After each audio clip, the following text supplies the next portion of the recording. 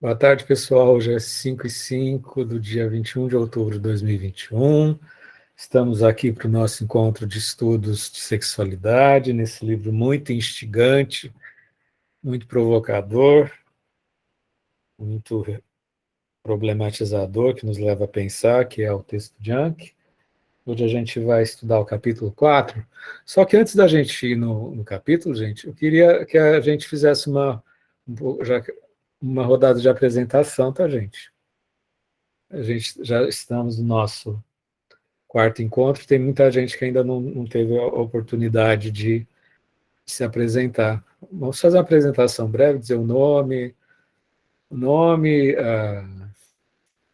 a cidade, a profissão, tá? E a expectativa diante desse nosso encontro, pode ser? Eu já fiz a apresentação desde o começo, né? Eu e o Magnus a gente já fez, né? Quem gostaria de começar essa rodada? Para a gente se reconhecer um pouco. Oi, Daniela. Seja bem-vinda. Oi, obrigada. Eu sou Daniela, eu sou do Rio de Janeiro. Hoje eu tenho duas profissões, eu sou modelista e sou psicóloga. Fantástico. Seja tua expectativa, Daniela? Minha expectativa é sempre, né, agregar conhecimento, né? Sim. Cada vez mais, assim, mas hoje em dia, né, que a gente tem falado tanto sobre sexualidade, sobre essa multiplicidade, né, de, Sim, que né? é tão É plural que a gente precisa, né, se conscientizar desse jogo todo, né, dessa reinvenção do ser humano. exato. Quem mais quer se apresentar? Quem quiser abrir a can também, para a gente olhar o olhinho. Boa tarde, Flávia.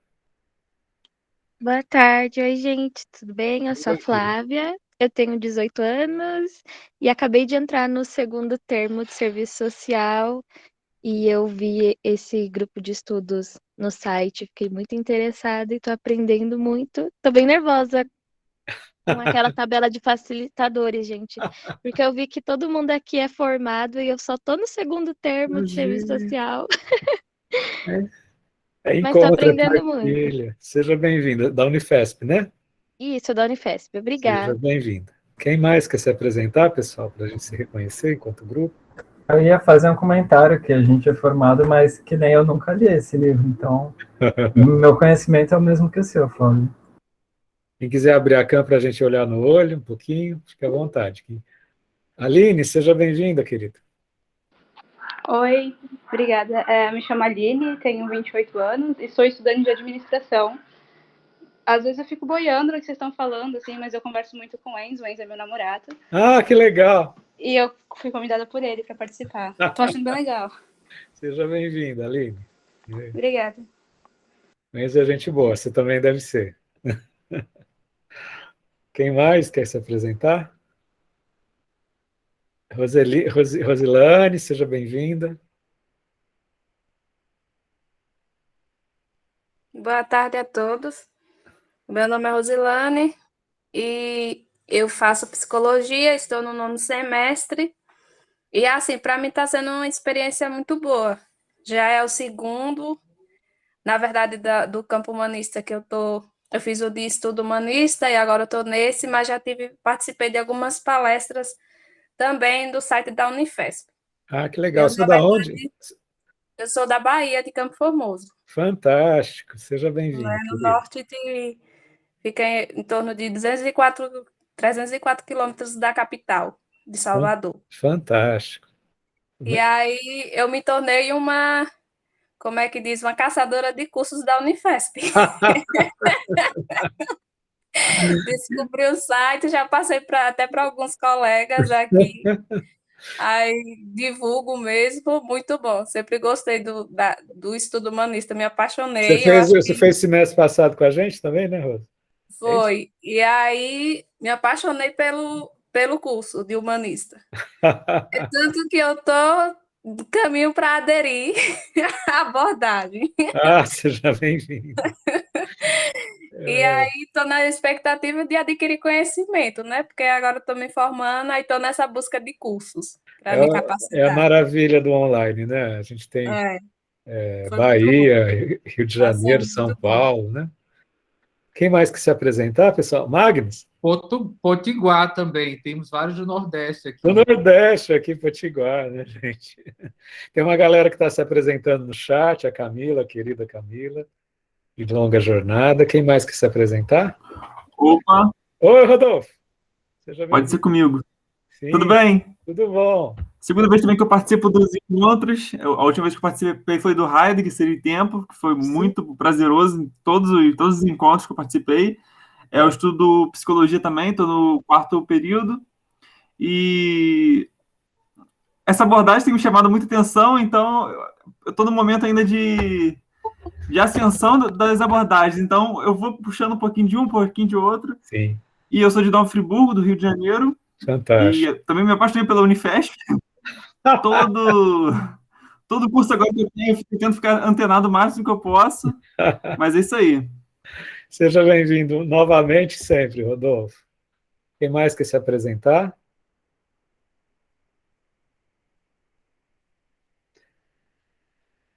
Aqui nós temos a Camila se apresentando, que é aluna da Unifesp no chat. A gente tem o Lucas, que é da Educação Física de Goiás, olha que fantástico, doutorando na Federal. Enfim, Caio, seja bem-vindo. Olá, gente, sou o Caio, faço psicologia aqui na Unifesp também. Sou da turma do Márcio, da Gabi, da Camila. Ah, é? Então Tamo você já aí. teve aula comigo, né, Caio? Tive sim. Faz tempo já, Fernando. Como o tempo passa, essa turma eu gostei tanto dela que eu nem vejo.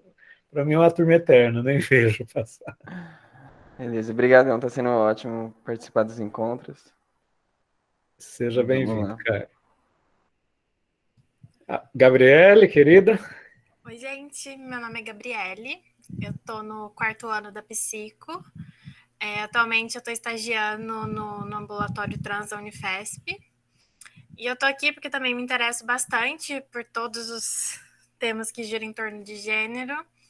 E é um desafio, porque é um livro que eu tô achando bem difícil de ler, que eu acho que você vai abrindo para várias coisas, né? Cada parágrafo você abre para 1000 coisas. Mas acho que é um livro também que serve para a gente abrir nossa cabeça bastante. Então, eu estou muito feliz de estar aqui. Isso aí, Gabriele. Está levantando muitas questões na nossa supervisão de estágio, né? No Núcleo Trans. Mas alguém quer se apresentar? Porque a gente pode fazer a apresentação um pouquinho cada dia, né? Porque para a gente... Mais alguém para a gente finalizar as apresentações de hoje? Semana que vem a gente continua, pode ser? Para a gente dividir nosso tempo? Mais alguém quer se apresentar? Ô, Lucas, deixa eu ler o Lucas detalhadamente. Sou Lucas Monteiro, graduado em Educação Física pela Universidade Estadual de Goiás, atualmente doutorando na Universidade Federal de Goiás. Seja bem-vindo. O Márcio é o monitor, né, que é do 4º ano de Psicologia da Unifesp, é de Guarujá. O Edemir está em trânsito no momento e é aluno da Unifesp da UAP. Seja bem-vindo. Podemos, então, começar? E aí, semana que vem, a gente sempre começa com uma rodada de apresentação, tá bom, pessoal? Agora com vocês, a magistral apresentação de Enzo, que está acompanhado da sua namorada, entendeu? Né? Sobre o capítulo 4, História da Tecnosexualidade. Com vocês, Enzo. Oi, gente. Chamei ela, chamei mais um pessoal aí também do Instituto da ABD para participar aqui com a gente. Não, seja bem-vindo, gente. O ouvinte é bem-vindo. Aquela coisa técnica, quem fez inscrição vai ter um certificado. Quem é ouvinte vai estar no coração da gente, vai receber um abraço coletivo. E o conhecimento, tá? Isso que importa. Conhecimento ninguém rouba. Bom, então, gente, dessa vez eu não fiz a apresentação de PowerPoint, eu ia fazer aqui de última hora, mas não consegui. Então eu quero saber, vocês querem que eu compartilhe o Word com vocês? Ou só eu falando aqui tá bom? Só para saber do interesse de vocês. Se alguém quiser que eu compartilhe, eu compartilho. Eu gosto de ver o Word. Eu compartilho meu Word. Não sei, o grupo quer? Então... Não, se tu já quer, eu já compartilho. Alguém querendo, eu já compartilho, né? Bom, Eu cometi uma pequena gafe, que no começo eu estava escrevendo pelo gênero ela, mas é ele, né? Então, se tiver alguma coisa assim, espero que entendam. Tá dando para ver direitinho, tá, né? Aumenta um pouco a letra. Ah, tá, boa ideia. Pensei por essa parte. Ah, assim ficou muito grande também, mas tudo bem. Assim, pronto. Por assim. Assim ficou muito... Parece que tem muita coisa, né? Bom, essa apresentação eu vou lendo e vou comentando no meio, tá? Vocês estão conseguindo ler? Tá bom? Tá. Tá com cara de que tem muita coisa, mas passa rapidinho. A leitura que eu fiz dela, assim, dá vontade de tu falar toda a palavra que aparece, dá vontade de comentar aqui. Eu sou assim, tem gente que apresenta um negócio mais emocional, mas eu gosto de estar explicando as palavras. Aí eu peguei aqui algumas palavras-chave e coloquei como título, que nem a primeira, né? O capítulo é a história da tecnosexualidade, né? Se eu não me engano. E aí eu vou falar do capítulo 4. Bom, vamos começar por ali. Biopoder e sexo política. Dá para ir acompanhando no olhar, né? Biopoder, que em francês é biopouvoir, que é o poder produtivo, difuso, em expansão, derivado da passagem da sociedade soberana para a sociedade disciplinadora. O Fernando estava até comentando isso um pouco antes, que tem muito a ver com o do Foucault, que a gente leu no semestre passado, né? Então, essa passagem da sociedade soberana para a disciplinadora já dá para entender um pouco, para quem leu. E ali, antes era deixa eu ver se eu consigo explicar. Que antes era meio que a monarquia tentando mostrar poder e aí o povo ficava à mercê deles. Só que na sociedade disciplinadora também é assim, mas é algo assim que a gente não vê muito bem. É meio um negócio que fica nas entrelinhas. Então, a gente é disciplinado e a gente nem sabe. Acho que se deu para explicar bem. Então, uma sociedade que ritualiza a morte, que também é do outro livro, e agora planeja tecnicamente a população, a saúde. Caiu a câmera aqui, só um segundo. E o interesse nacional. Então, também entendendo do Foucault, né, é uma questão assim que... Bom, não vou explicar nada do Foucault dessa vez, porque eu não tenho certeza do que eu vou estar falando. Esse poder ultrapassa a esfera do jurídico e da esfera punitiva e passa a constituir o corpo do indivíduo como um soma do poder, que a gente vê na psicologia, né? Somatização. O que é somatização? Quando passa do psíquico para o corporal, né? Nesse caso, pelo que eu entendi, é meio que passa da sociedade para o corporal e o psíquico, mas de tudo de forma integrada. Entendo que, como somato-poder, a ideia é ilustrar que o poder é somatizado no corpo humano, com isso a psique também, me corrijam depois se eu estiver errado. Dessa forma, este poder passa a ser uma arquitetura disciplinadora manifestada em locais um mecanismo de organização semelhante às prisões. Isso daqui já foi ela que falou, né? Prisões, textos científicos, tabelas estatísticas, e acrescenta a importância do uso das exatas para o campo que a concerne, daquilo que pode ser calculado, que já no ser humano não há esse pré-cálculo antecipador do futuro de cada indivíduo, ou seja, um cálculo que pode quantificar o ser humano como se coubesse em todas as suas esferas, em cálculos matemáticos de grande maioria, cálculos da média. Sartre. Chamando o Sartre aqui. Bom, sobre essa moderna arte de governar a vida, o autor enfatiza um que faz parte do tema deste texto, que é o da modernização sexual. Gente, você só espera um segundo, deixa eu só pegar ele rapidinho.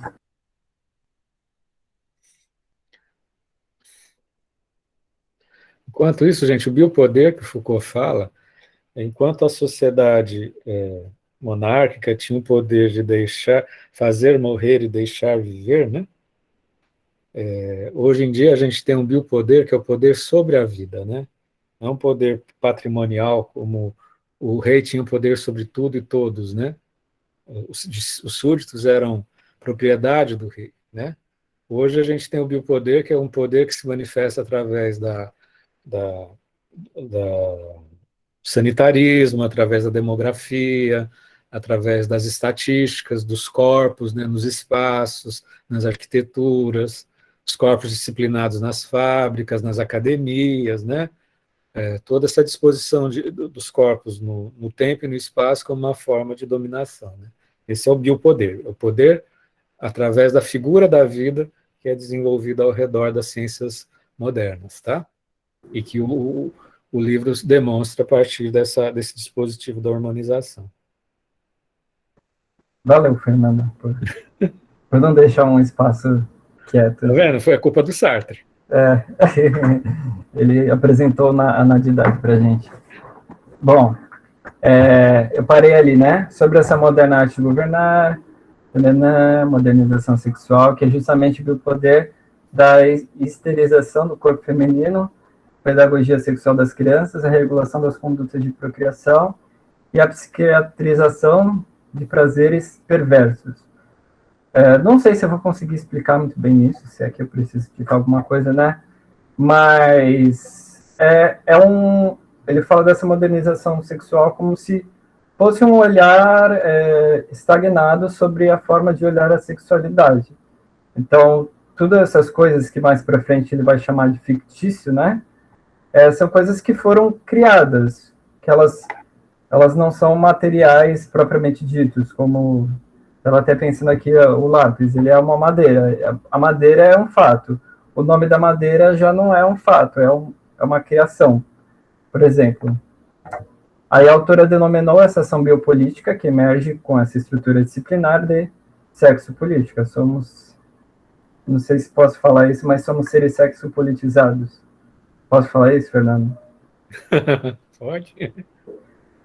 Aí aqui, partindo para uma segunda parte, sexo, sexualidade, identidade de gênero. Para ele, o sexo, a sexualidade e a raça são três ficções somáticas poderosas que obcecaram o mundo ocidental desde o século XVIII, chegando a definir o escopo de toda atividade teórica, científica e política contemporânea. Então, meio que ele mesmo falou, né? A gente ficou obcecado com isso e a gente pesquisa isso porque é algo que foi construído e também é importante a gente discutir para entender de onde veio e tá... como é que eu falo? Compartilhando a liberdade de alguma forma, assim, né? Porque vai dar para entender isso na parte que eu for falar de heterossexualidade.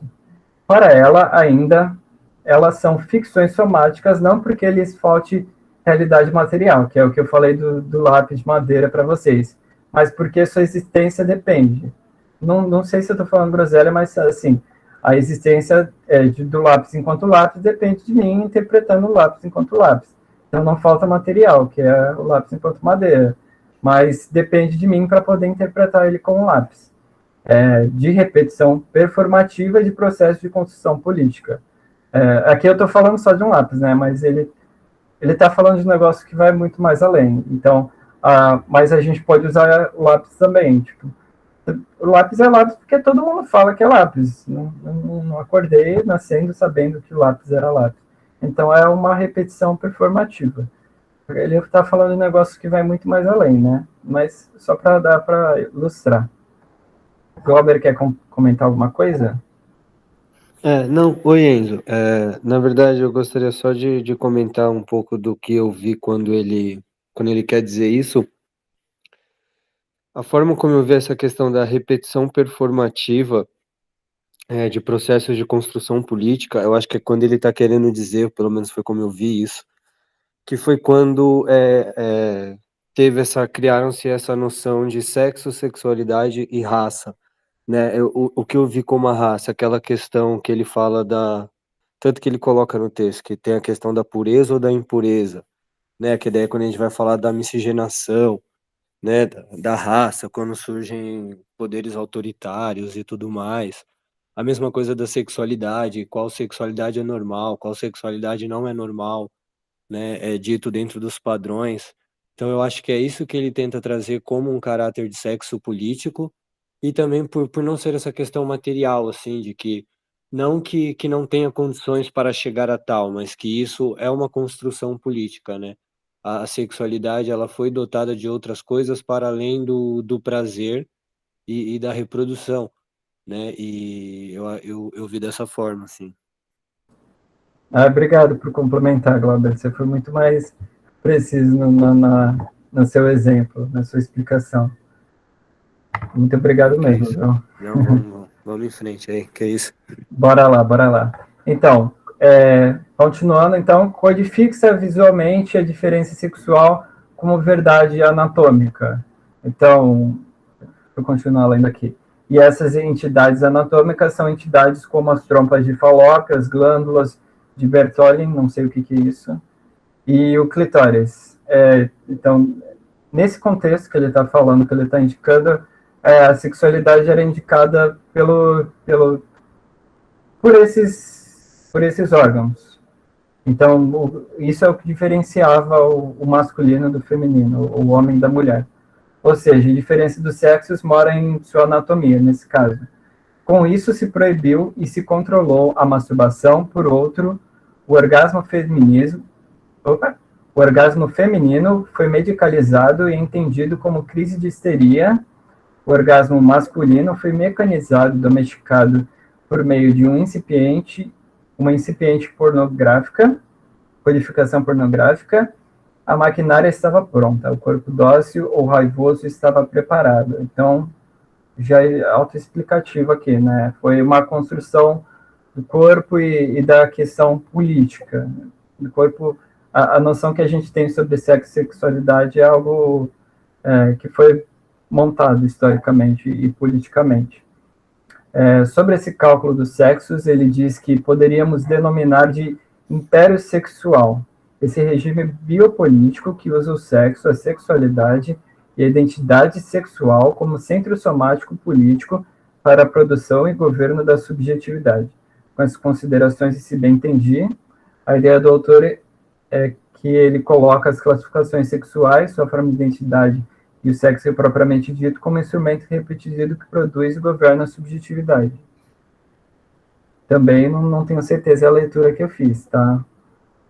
E aí a gente fica caindo nessa repetição da defesa da subjetividade, mas que ele mesmo fala em uma certa parte do texto que não é porque foi construído que não existe que a gente não deva defender algo de uma certa forma, até porque às vezes as coisas caem em opostos e a gente tem que defender, mesmo que construído politicamente. A heterossexualidade como sucesso governamental. Aqui eu vou explicar aquela outra questão que eu estava falando antes.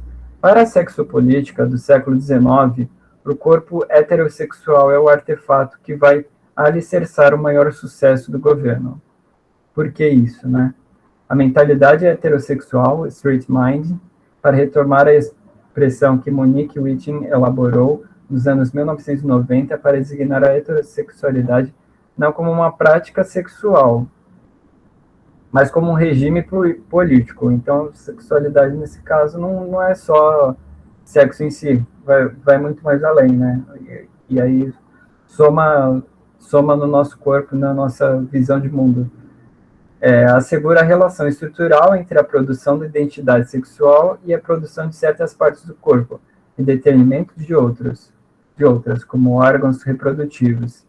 E ainda continua dizendo que uma importante tarefa desse trabalho disciplinador consiste em extrair o ânus do circuito de produção e prazer.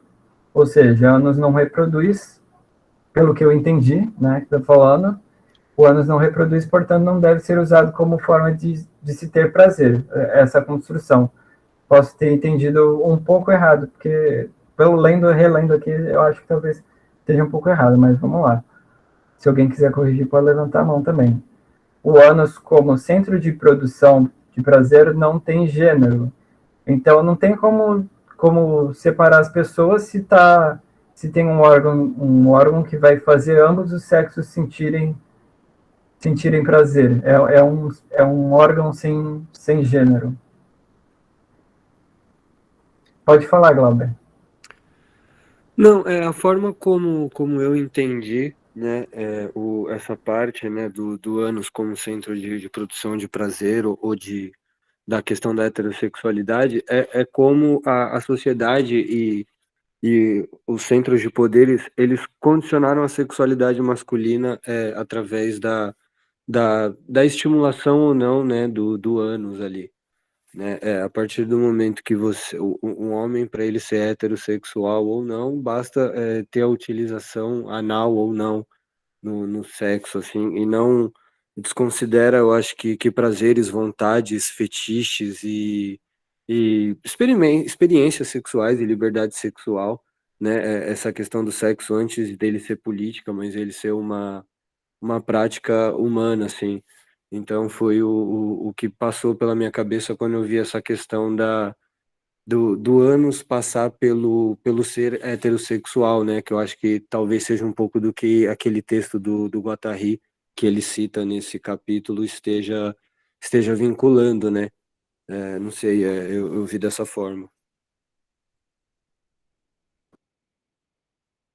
Magnus, pode falar também. Eu também entendi assim quem você, Enzo. E aí, aquele mapinha que ele escreve, né, e desenha, é bastante representativo, né? Identificando essa região anal como algo privativo, né, de ordem privada, privativa, né, e os orifícios de prazer, né, femininos, que exclui o ânus, é interessante falar isso, né, que são orifícios públicos, né, isso me chamou muita atenção, né, e aí isso mostra muito como a sociedade se organiza para fazer esse domínio, né, disciplinador, né, do corpo, né. Para mim é uma das, não sei, Fernando, que lê mais, talvez seja uma das expressões mais objetivas, né, para quem não é da área, compreender essa soma-poder do qual o Preciado fala, né. Eu acho bastante rico esse capítulo. Mas eu entendi como você também, Enzo. Gente, vamos combinar. Sexólogos de plantão. O ânus é a segunda zona mais erógena do corpo, de seja lá quem for. Deve ser uma sensação muito horrível alguém passar a vida inteira sem descobrir as possibilidades de cada qual, né? Diante do cu, esse desconhecido, né, gente? Vamos combinar, né, gente? Tem trilhões de formas, né? Faça um pouco de leitura de Tantra, né? Né? Aventure-se, né, gente? Né? Esse negócio do cu, esse desconhecido, o cu é a base da heteronormatividade, né? Essa chave trancada, né? E esse selo, né, trancado a todo custo há milênios, né? E as pessoas, né, exercitando o seu dogmatismo, o seu fundamentalismo, o seu pensamento de direita ao redor do cu lacrado, né? Sem qualquer forma, o mistério, né? Tem um livro que eu estou aqui para ler, gente, que é a Genealogia do Cu. Vocês já viram, gente? Tem um livro aqui, vou ver se eu acho. Eu quero saber o que a pessoa escreveu. Né? E o mais fantástico, Fernando, complementando, bem rápido, é que quem estuda fisiologia, anatomia e inervação dessa região, né, como todo mundo da área de saúde, sabe que a inervação é a mesma, né? Sensibilidade é a mesma, né? Quer dizer, é o nervo pudendo, né, que dá sensibilidade em homens e mulheres de maneira igual. Assim, não existe um dimorfismo sexual que oblitera o prazer de um e contra o outro. Gente, estamos nesse espaço inominado, não estamos falando de gênero, de sexualidade, de libido, falando do processo pedagógico de se conhecer, né, gente? A Tatiana levantou a mão. Mas a questão, como dizia Foucault, E eu acho que o Paul ele foi muito interessante porque ele só colocou, é um Lacan do Freud, ele atualizou e de forma disruptiva, porque o que o Foucault falava? Que para você controlar, você categoriza e hierarquiza, que não dá para hierarquizar se você não categorizar. E aí a gente olha para a diferença e não para a similaridade para categorizar. E todo ser humano tem. Então, como é que eu consigo estabelecer relações de poder? Como é que eu vou controlar? E aí eu vou controlar quem? Os corpos. Como é que ele escreveu? Que eu achei tão bacana. Ele tem um nome bonito. Corpos pornificados. Quem são esses? A mulher, a criança, o escravo, o jovem trabalhador, o homossexual. São as minorias, que de minoria não tem nada, mas eu, como hétero, homem, branco, e que faço, entre aspas, do meu cu o que eu quero, domino. Acho que essa é uma e muito disruptivo que ele trouxe, muito. Você tem que pensar e ler com muito cuidado, porque chega até o ponto de não querer concordar, mas é um exercício muito interessante. Está sendo bárbara essa. Até porque se a gente não categoriza, como é que vai vender as coisas, né? Vende-se roupa para pessoas. Aí tu vai estar uma seção.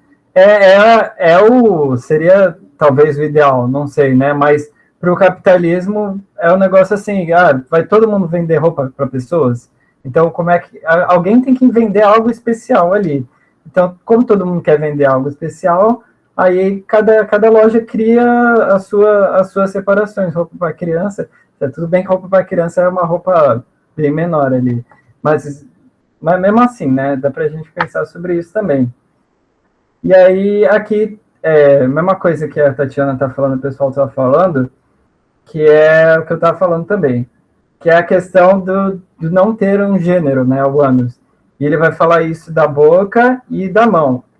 E ele está falando isso num tempo passado, então, que ainda traz resquícios até hoje, né, grandes resquícios. Que também são agêneros. Todo mundo tem mão, todo mundo tem boca. Então, ali a ideia era mexer com isso de alguma forma, para trabalhar no que as pessoas sentem exclusivos, de categorizar, né? O próprio ânus, a questão que vocês estavam falando, eu também penso assim, que as pessoas procuram, as pessoas, né? Por que eu estou falando pessoas? Mas, enfim, achar uma funcionalidade. Então, se o ânus já tem a função categórica de defecar, então ele não vai ter a função categórica de dar prazer. Não, com certeza não é isso que as pessoas pensam quando categorizam, né? Mas usa isso como uma forma também de estar justificando. Então, o que defeca não pode entrar nada. É a ideia. Bom, portanto, juntamente com a boca e a mão, que também são agêneros, justamente por existirem em ambos os sexos, eles vão ser órgãos controlados pela regulação sexopolítica, pois foge das classificações. Sendo assim, o Ocidente é desenhado como um tubo com 2 orifícios. Eu achei engraçado que o Magnus comentou isso e eu não entendi muito bem. Aquele mapa que tem lá, eu fiquei pensando, foi ele que desenhou ou foi a pessoa que tirou a xerox? Eu acho que foi a pessoa que tirou a xerox que desenhou. Ele está em português e está todo rabiscado. Eu imagino que seja uma tradução do mapa que o Preciado fez. Né? Mas tá tão jogadinho que eu achei que foi... Eu achei uma coisa... acho que é esse lado meio de diário, meio de esboço que o texto tem, que o livro tem, né? Ao mesmo tempo que é rigoroso, é uma coisa muito afetuosa, né? A Tatiana quer comentar alguma coisa. Me perdoe, mas se a gente for olhar direitinho essa figura 2... Na subjetividade heterossexual masculina, o ânus está com uma privatização máxima, ou seja, não é público. Olha que interessante. Mas no feminino, olha lá, tem o ânus, tem a vagina como orifícios públicos, subjetividade heterofeminina. Então, é uma questão de poder, né? Sim. Até porque como é que vai falar que o homem é mais poderoso do que a mulher se não tem como falar que ele não tem como diferenciar ele, né? Então, diferenciemos para podermos mexer com poder. Então, Eu colocaria que o ânus para o homem é privado até para ele mesmo, entendeu? Entendeu? Capaz de nem levar a bunda, né? Assim, que é assim, tem uma sobredobra de metáfora, principalmente ao redor do ânus masculino, que é assim, que ele é o portal do inferno das catástrofes, né, para o homem, né? Para a mulher, para a mulher social, publicizada, né? É um espaço voyeur, é um espaço de fantasioso público, né? Ele é privado até para ele mesmo. E quando se avizinha no horizonte é o portal do inferno, né? Eu acho que é um dos espaços mais inacessível do que um buraco negro, gente, ali na galáxia. É a versão somatizada do buraco negro, gente. Me questiono se tem... Se tivesse esse encontro, não ia falar isso, gente. É o micro buraco negro corpóreo da humanidade. Me questiono se tem gente até que deixa de limpar a bunda primeiro, né? O ânus, propriamente dito. Bom, essa parte aqui... A fantasia masculina que tem com o proctologista, de enfiar o dedinho e vira reportagem no Fantástico, gente. Que onde assim caminha a humanidade, gente. Entendeu? Inclusive, o câncer de próstata é um dos que mais mata no mundo masculino por causa da falta de prevenção, por causa dessa questão cultural. Sim. Bom, aqui a parte... A Tatiana já deu uma lida por alto ali, né? Eu posso estar repetindo aqui, mas acho que ela já leu, já deu para entender, né? Ou ele faz o desenho lá do ânus como proibido, como uma forma só de saída, entra pela boca e sai pelo pulso. Enfim, vamos lá. Similaridade dos sexos até o século XVII.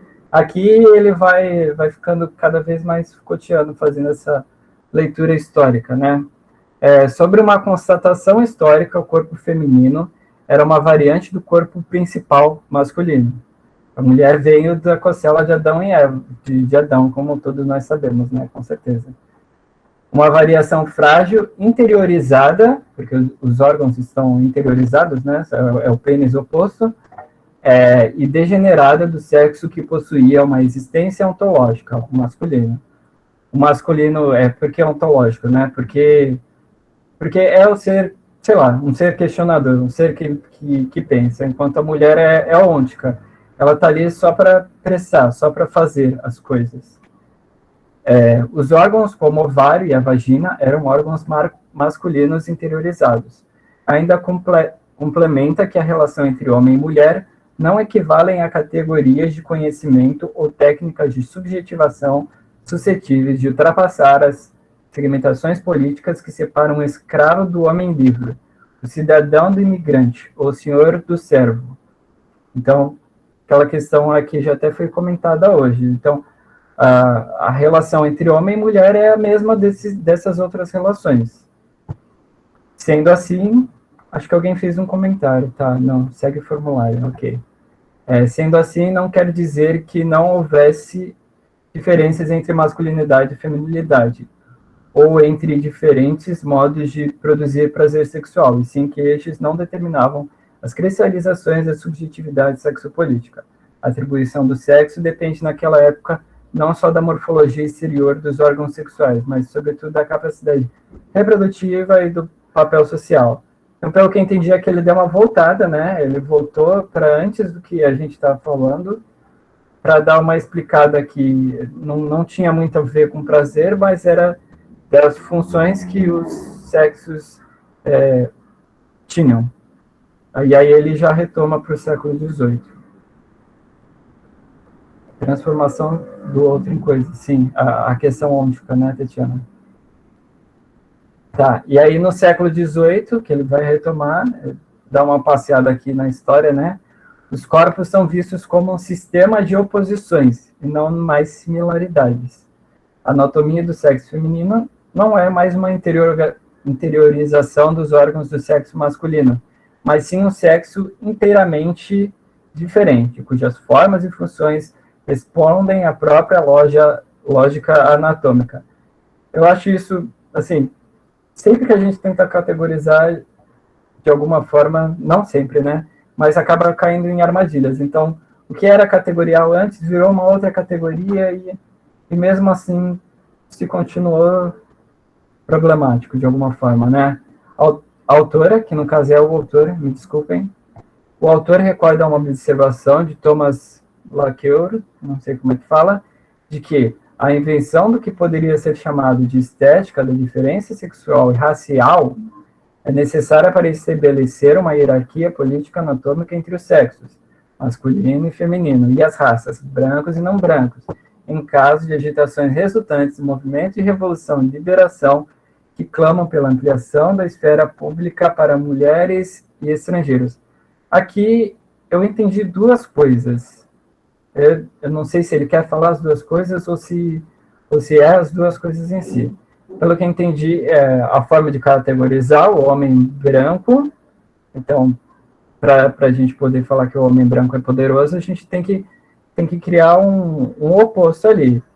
E uma outra coisa que eu entendi, mas eu não tenho certeza, é que também dá para usar essa categoria como uma forma, hoje em dia, de lutar contra a própria categoria.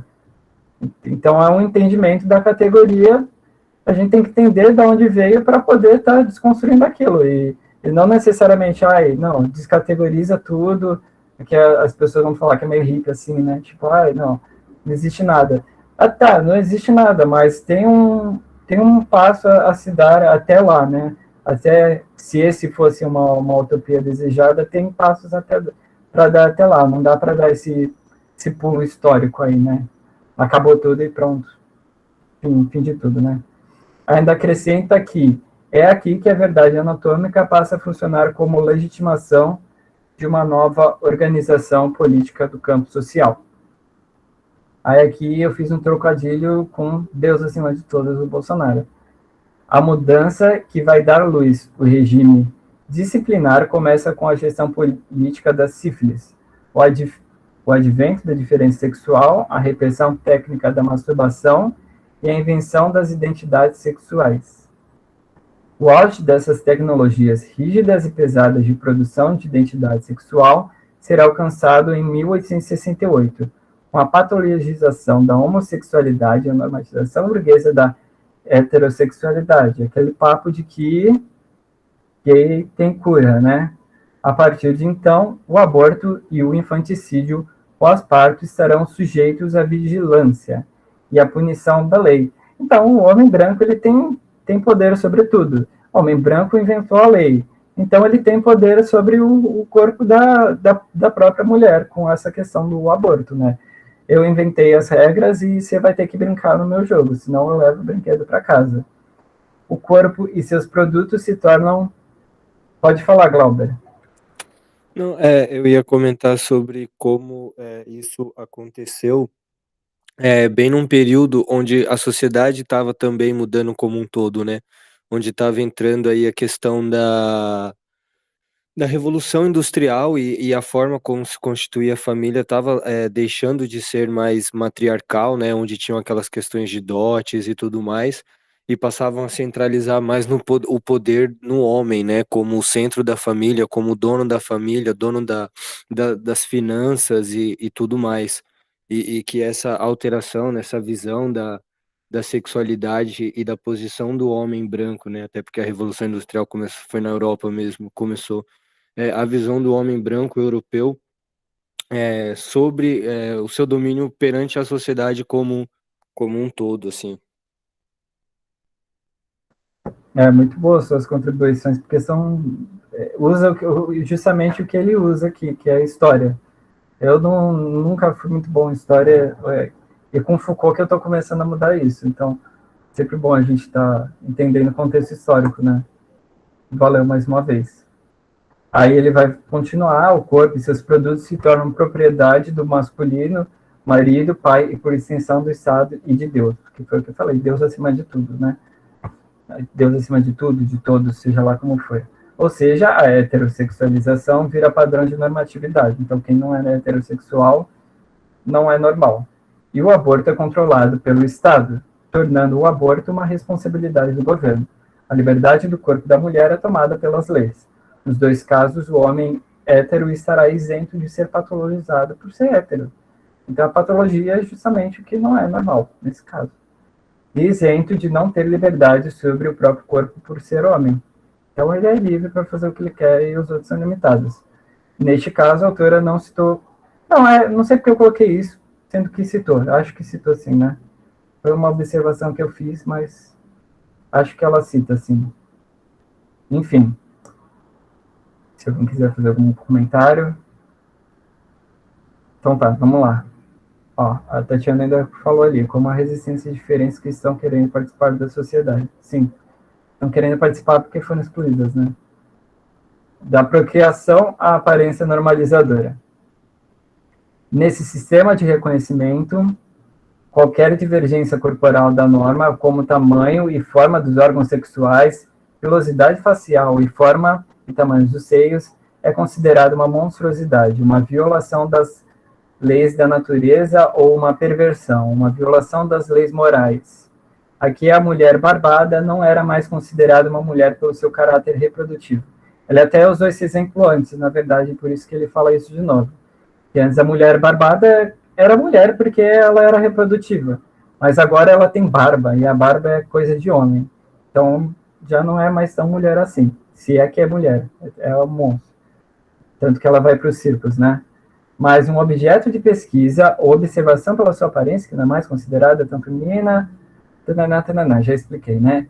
A heterossexualidade e a homossexualidade são aqui características anatômicas e psicológicas, que é o que acontece também com os fetiches sexuais.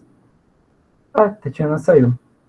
Com os fetiches sexuais. Cadê? Onde eu parei? É que eu vi a câmera dela sumindo, me distraí aqui. Onde que eu parei, gente? Tá, os fetiches sexuais. Logo, aquilo que foge na norma heterossexual, anatomicamente, psicologicamente, estado patológico, torna-se um indivíduo que é preciso corrigir.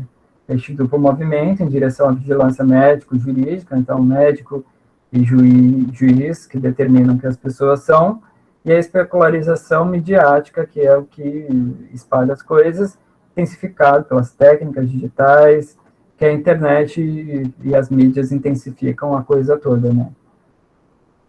E, por outro lado, hoje as mídias servem para os dois polos, né? É algo que meio que perdeu o controle, as mídias, se é que dá para ter algum controle, né?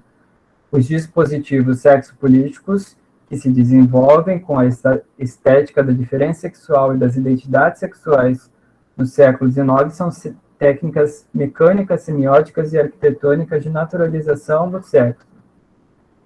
Fenômenos resultantes desse acontecimento são os mais diversos, como bem cita o autor.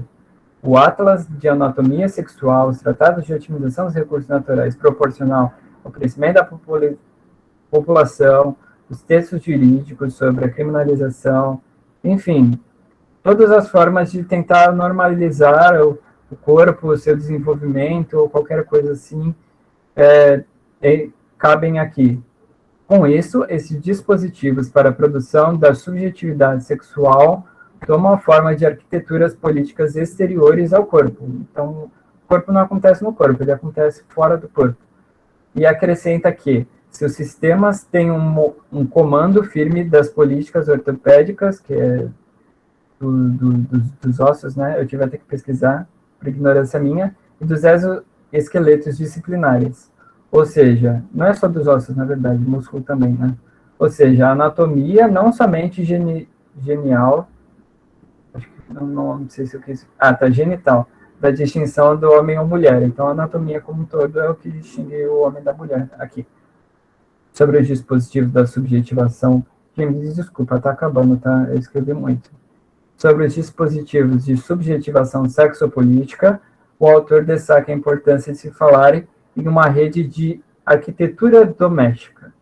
onde constitui a redefinição dos espaços privados e públicos, a administração do comércio sexual, mas também dispositivos ginecológicos e invenções da ortopedia sexual, assim como novas técnicas midiáticas de controle e representação e desenvolvimento em massa das técnicas psicológicas de introspecção, de confissão. Então, aqui ele fala de um negócio assim que abarca bastante coisa, que o Fernando comentou antes, né, que também envolve os espaços que a gente está tudo meio que aí categorizado com o intuito de alguma coisa.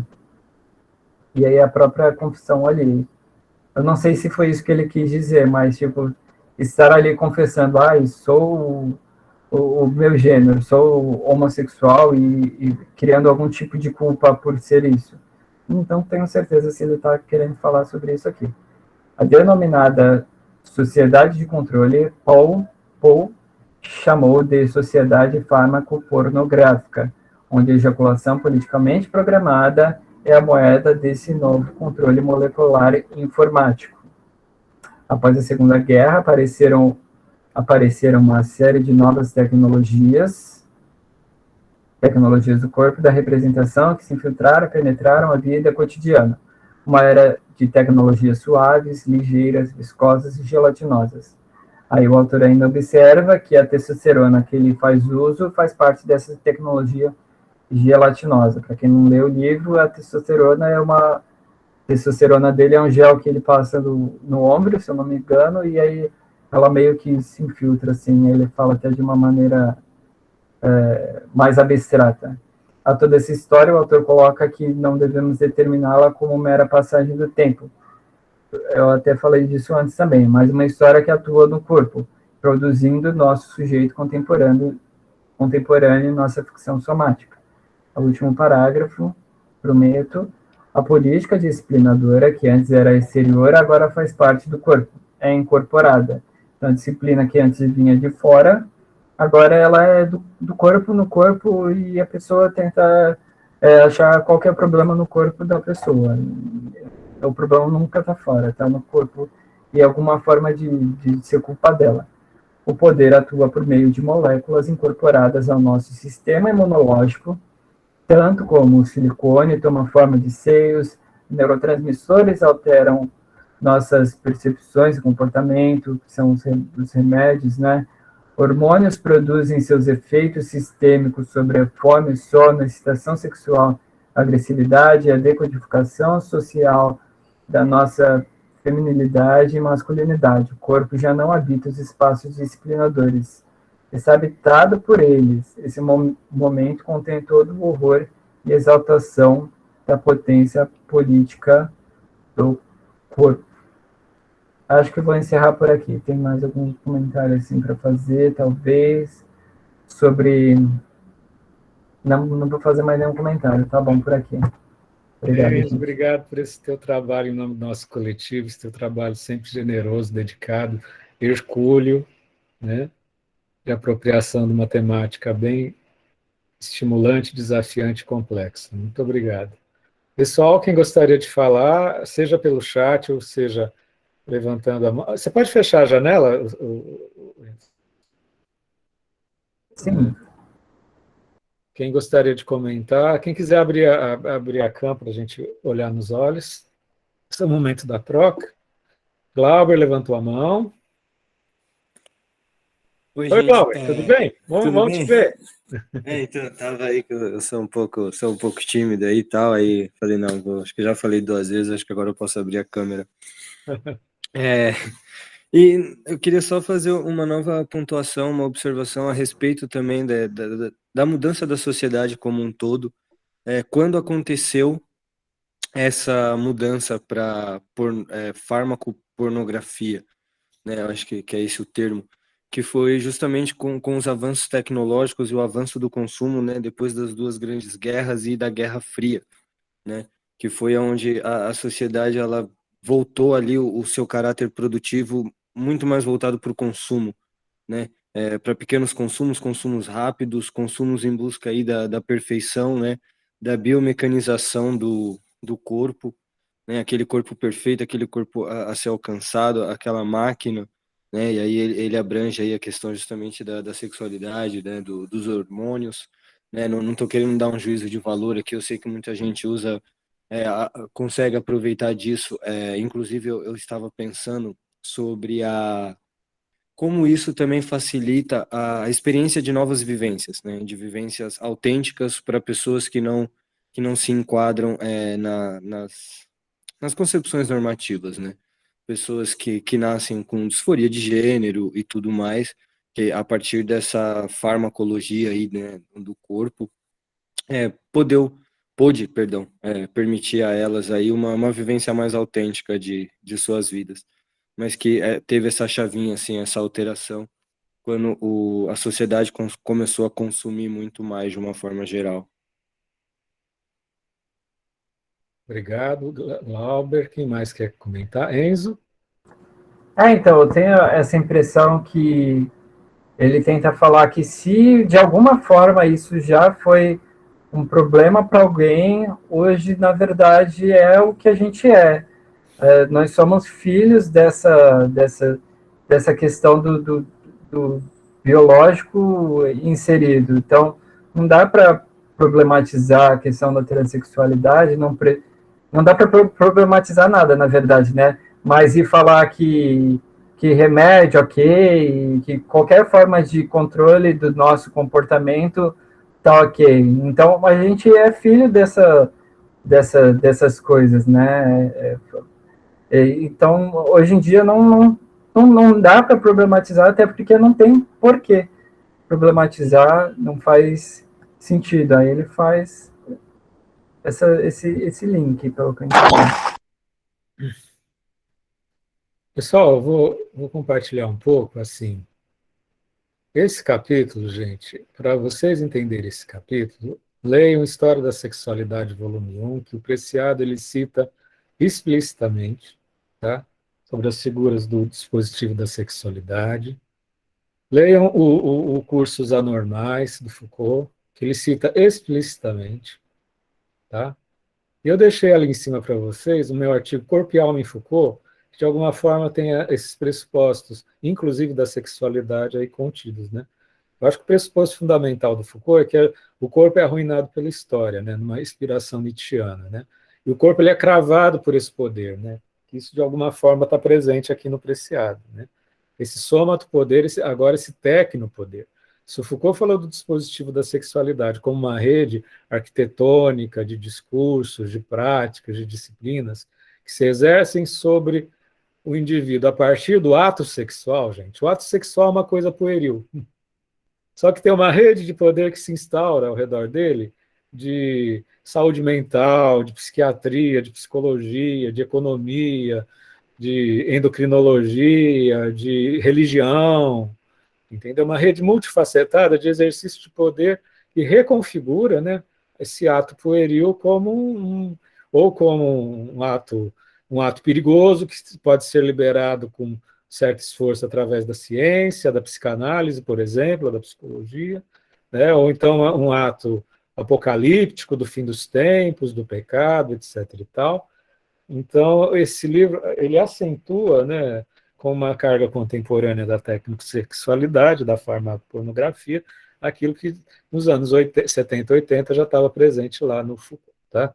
Então, a minha colaboração é no sentido da gente, recomendo que leiam o capítulo Corpo e Alma, ou História da Sexualidade 1 e Os Anormais do Foucault, tá? E o que eu acho que tem um avanço que eu aprendo com esse capítulo, é que a genealogia do binarismo. Eu ainda não tinha pensado nesses termos antes de ler. Está tocando o interfone, gente. Alguém fala aí que eu tenho que atender o interfone.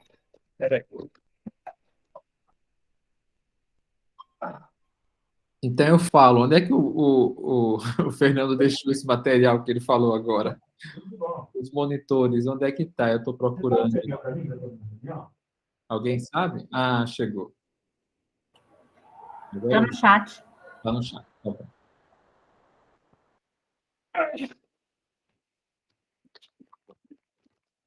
Oi, voltei. O que eu descobri nesse livro é o binarismo de gênero, como uma construção sócio-histórica, que eu sabia, realmente a gente tem essa perspectiva, mas assim, o olhar do filósofo Paul mostrou, digamos, que existem explosões de pluralidade ao redor de um binarismo que é associado a uma dominação de gênero, que é associado a racismo, que é associado à discriminação, né? A um discurso científico centrado no masculino. Isso daí eu acho de uma preciosidade, que assim eu vou buscar refletir com mais vagar. O que mais que eu... Agora, gente, quando a gente fala... Eu acho que esse livro tem uma preciosidade, que é a genealogia da hormonização. Todos nós estamos atravessados pela hormonização, tá? Seja na questão da pílula anticoncepcional, seja na questão do maromba, a gente vai ver, ele vai falar dos esportes, né, hormonizados, né? Vai falar, obviamente, a partir desse olhar do hacker biotécnico, do bioterrorismo, da experiência trans como bioterrorismo de ruptura, inclusive da figura da disforia, né? Porque aí coloca como uma construção libertária de si, né? Ao mesmo tempo como um risco, uma intoxicação autovoluntária, né? Então tem essa tensão. Vai falar do Viagra, que também é uma hormonização, que aí cria outras formas, enfim. Então acho que é uma rede onde a genealogia da hormonização, né? Obviamente fica carregado com mais cores as questões mais trans, inclusive porque tem diários, né? Tem o diário da hormonização do Preciado, enfim, tem esse relato da experiência pessoal dele, enfim. Mas a genealogia, por isso que eu faço coro com o que o Enzo falou, que nós estamos nesse dispositivo, gente. Entendeu? Nós estamos nesse dispositivo. O Magnus, que é endocrinologista, é capaz de ver essa rede, né? Essa rede social, política de hormonização, né? Só uma coisa, gente, uma questão de ordem. Dia 4 de novembro, tem um capítulo fantástico chamado Tecnogênero. Hoje a gente teve tecnosexualidade. 4 de novembro é Tecnogênero, são 10 páginas. Eu queria agradecer a todos, todas e todos que preencheram fantasticamente nessa semana a tabela de facilitadores. Só falta um. Quem vai ser o solidário e o motivado, porque é Tecnogênero, que o Enzo, magnificamente, nadou de braçada na tecnosexualidade, vocês vão nadar no Tecnogênero. São 10 páginas, tem 15 dias para ler 10 páginas. E é encontro, é partilha, ninguém aqui está... Não é aula, nem palestra. A gente cresce junto. Quem se dispõe a dia 4 de novembro, ler 10 páginas de Tecnogênero? Quem? É a última. Glauber, oba! Então tá. Monitore. Obrigado, Glauber. Então tá, pessoal. Eu havia colocado o meu nome, mas não ficou. Não sei por quê. Qual que você pôs? Eu achei que estava completo, e aí eu pus ao lado com outro colega de você. Então tá. Então aí, bom. Não, mas tem que ver aí onde... É naquele mesmo link do Drive, né? É, naquele mesmo link. Só faltava 4. Deixa eu abrir aqui. Tá. Deixa eu projetar, vai. Aí a gente vê junto. Tela inteira. Compartilhar.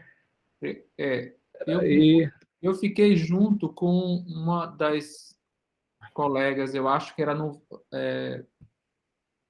Aqui, vocês estão vendo, galera? Capítulo 8, Farmacopoder. Mas não estou vendo mais. Aí, Enzo, Lima. Tem o dia 4 de novembro que o Glauber se dispôs. O Glauber está no dia 25. Eu vi meu nome aí. Não sei se pode ser 2, né? Ué. Mas eu posso ir para esse outro dia, caso... Ô, Glauber, você generosamente já está no dia 25? Eu posso pôr o Magnus dia 2, Glauber? Pode ser, Glauber? Tudo bem? Claro, sem problema algum. Eu cheguei a colocar aí no chat que o Magnus poderia fazer essa facilitação, sim, sem problema algum. Tudo bem, Magnus? Você está no dia 4 do 11. Justamente porque eu já vou fazer uma, Aí ele pode fazer, não tem problema nenhum, não. Obrigado, Glauber, você foi hiper generoso. Tirado outro. Semana que vem a gente tem a Cláudia, daqui a 15 dias a gente tem o Magnus, temos a Tatiana no dia 11, a Débora no dia 18, o Glauber no dia 25.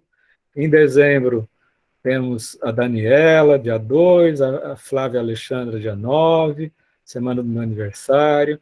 20 de janeiro a gente tem a Tatiana, 27 de janeiro a gente tem o Marcos Cesário. Eu não vou estar, vou trazer aqui um bolinho. 3 de fevereiro a gente tem a Paula, 10 de fevereiro a Camila, 17 de fevereiro a gente tem a Daniela, 24 de fevereiro a gente tem a Nicole, 3 de março a gente tem o Guilherme. Gente, queria agradecer sobremaneira o nosso coletivo. Semana passada faltavam metade e vocês prontamente se motivaram. Então, vamos parar a apresentação. Já fechamos o nosso quadro de facilitadores. Próximo quadro é para o outro curso, outro encontro. Se tiver. Então, gente, então é isso. Acho que essa politização da binariedade eu achei muito rico, assim, sobre o olhar Preciado. E mais alguém quer comentar alguma coisa? Né? Eu já fiz a minha partilha. É sempre no espaço de troca. Se você não quiser abrir a câmera, tiver com dificuldade, você pode comunicar no chat, tá, gente? Rodolfo já encomendou os docinhos. 6 de dezembro eu faço aniversário, gente. 6 de dezembro. Sagitário com ascendente Leão. Nossa. Lua em Touro, imagina? Não tem quem segure isso.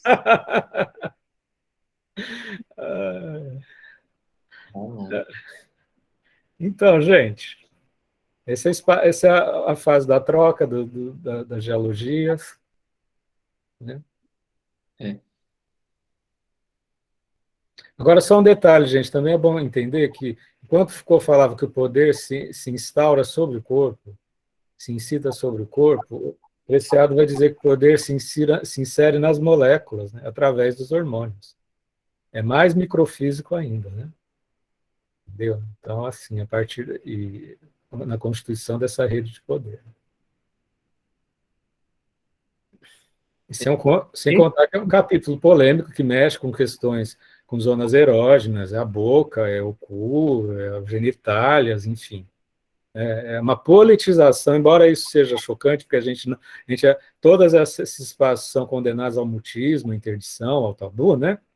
O mero fato de registrar isso num contexto filosófico provoca afetos, né? Porque a gente não está acostumado, no senso comum, a politizar essas zonas sem que isso cause um certo espanto, né, gente? Imagina se a pessoa tiver um viés fundamentalista e escutar uma palestra dessa, né? Não vai entender que isso é uma apropriação, né, de possibilidades do corpo, dos afetos, né? Cada um na sua, né?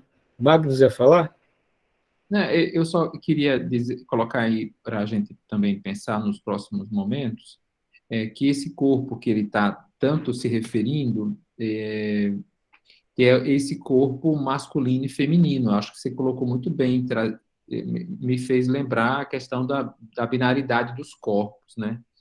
E a gente não pode esquecer que existe uma outra condição, né, nesse intermédio, que são os corpos intersexos, né? Então, é importante que a gente reflita, porque nesse mesmo discurso que a gente está fazendo aqui, discutindo, a gente não pode excluir, a gente está falando bastante da população trans, e isso é legal, né, dessa problematização, etc. Mas as pessoas consideradas, né, que é uma autorreferência, né, biopolítica, né, pensando nesse conceito Preciado do biopoder, que reconhece o seu lugar de existência como um sexo que a gente chama na medicina de atípico, né, que nem é tipicamente masculino, nem é tipicamente feminino.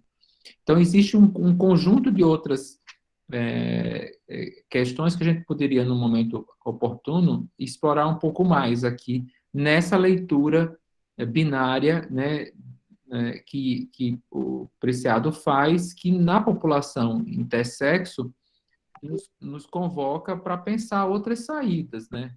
Como é que é feito como é que é exercido esse biopoder, né? Eu já tenho algumas experiências com essa população, né? Essas crianças nascidas com genitália atípica, né? Insisto, não masculina nem feminina, completas, são operados precocemente, porque não cabe nessa categorização que a gente faz hoje na sociedade a possibilidade de existir, por exemplo, uma criança com micropênis, com pênis pequeno, ou uma criança com uma clitoromegalia, ou seja, um clitóris aumentado. Ou seja, essas atipias, aí insisto, atipias em termos de frequência populacional, elas são anuladas, né? E a gente normatiza dentro de uma categoria a serviço de um biopoder, a serviço de um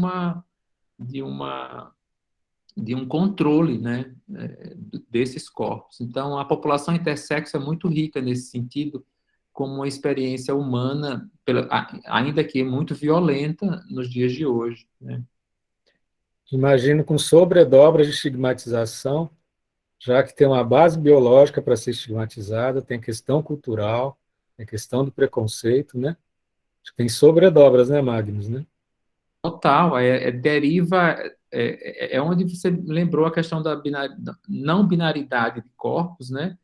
É a mesma conflito que a gente vê, por exemplo, no último trabalho que a gente fez de estudo, né? Onde mais tem sofrimento é na população bissexual, ou seja, ou pansexual, naqueles indivíduos que têm uma sexualidade muito mais fluida e muito mais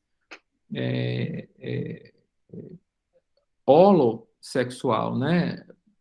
Que não define ou não está enquadrada nesses moldes da hetero ou da cis hetero ou homossexualidade, né? É interessante o Preciado reforçar a monotonia entre a heterossexualidade e a homossexualidade. É algo assim bem singular, né? Pessoal, quem mais quer comentar como é que vocês estão percebendo esse conteúdo? Porque às vezes não é nem uma questão racional de conceito, porque aqui é encontro, né, gente? Aqui não é nem aula nem palestra. Quais os afetos que despertam? Como é que vocês estão percebendo? O que vocês querem compartilhar com o grupo?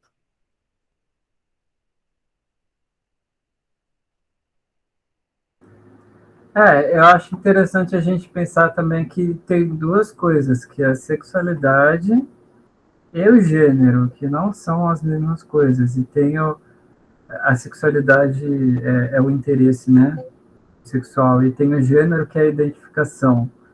Então, aí a gente também tem que pensar nisso, né? Tem intersexual, aí eu já não sei como é que entra isso no agênero, que já é outra coisa. E aí eu estava vendo também uma vez uma publicação assim que mostrava muitos gêneros, assim, gênero por coisas fofas, gênero que tem interesse por coisas fofas, interesse por fogo, assim, qualquer coisa que a gente imaginar, as pessoas têm interesse, porque é justamente isso, né? A gente não se interessa por sexo, pela sexualidade das pessoas, mas pela imagem que a gente cria o interesse em si. Tem um gênero que é se vestir de bebê, você já viu? Pessoa que gosta de se vestir de bebê tem, né? Enfim. A gente acha engraçado, mas a gente pode achar engraçado gostar de homem e de mulher também, né? Porque é algo aí que está há tanto tempo e a gente se acostumou tanto com isso, né? E aí a gente não...